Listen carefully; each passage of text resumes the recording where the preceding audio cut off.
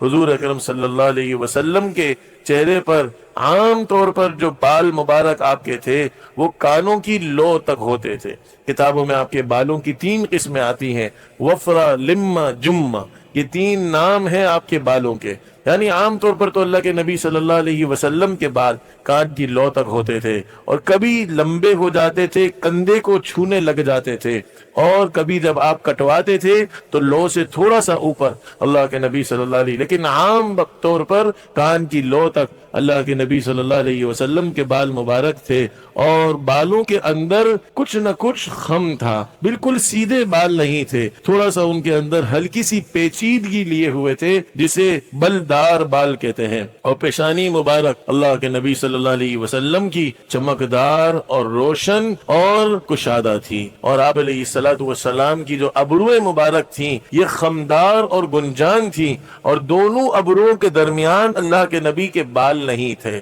دونوں ابرویں علیحدہ علیحدہ تھی، البتہ ایک رگ تھی درمیان میں جو غصے کے وقت پھڑکنے لگتی تھی۔ یہ اللہ کے نبی صلی اللہ علیہ وسلم کے چہرہ مبارک کی آنکھوں کی صورت حال یہ تھی کہ وہ بڑی تھیں اور خوش نما اور خوش رنگ تھی، اور اس کی پتلی بالکل سیاہ تھی، اور سفیدی آنکھوں کی جو سفیدی میں سرخ ڈورے پڑے ہوئے تھے، اور پلکیں اللہ کے نبی صلی اللہ علیہ وسلم کی دراز تھیں۔ آپ علیہ الصلوۃ والسلام کی ناک مبارک پر ایک چمک اور نور تھا جس کی وجہ سے ناک مبارک بلند معلوم ہوتی تھی، اور اللہ کے نبی صلی اللہ علیہ وسلم کا منہ مبارک اعتدال کے ساتھ کشادہ تھا، اور دانت مبارک باریک بھی تھے، چمکدار بھی تھے، اور سامنے کے دانتوں میں ذرا سا فاصلہ تھا جس سے اللہ کے نبی جب گفتگو فرماتے تو اس فاصلے سے نور نکلتا تھا۔ آپ علیہ الصلوۃ والسلام کی داڑھی مبارک بھی بھرپور اور گنجان تھی۔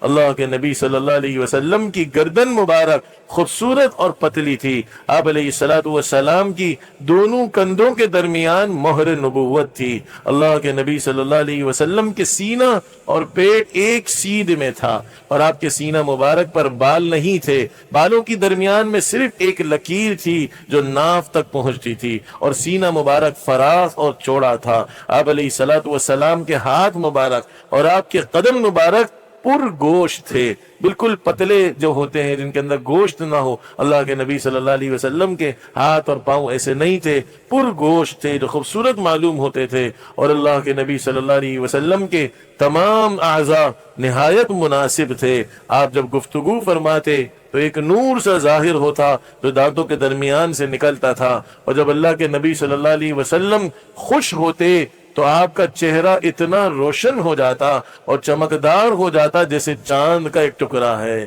اور صحابہ اللہ کے نبی صلی اللہ علیہ وسلم کی چہرے مبارک سے خوشی کو بھی پرکھ لیتے تھے، اور جب آپ غصے میں آتے تھے، کبھی حدود اللہ پامال ہو رہے ہو، اللہ اور اس کے رسول کی نافرمانی ہو رہی ہو، تو غصے میں اللہ کے نبی کا چہرہ انتہائی سرخ ہو جاتا تھا۔ آپ علیہ الصلوۃ والسلام کے پسینے مبارک میں ایک خاص خوشبو تھی، اور جب آپ کے چہرے مبارک پر پسینہ آتا تھا تو وہ اتنا مبارک چہرہ لگتا، اتنا خوبصورت چہرہ لگتا جیسے چہرے انور پر موتی لڑک رہے ہوں۔ تو یہ اللہ کے نبی صلی اللہ علیہ وسلم کے حلیہ مبارک کو کتابوں میں جو ذکر کیا گیا، اس سے آپ کا ظاہری حسن پتہ چلتا ہے۔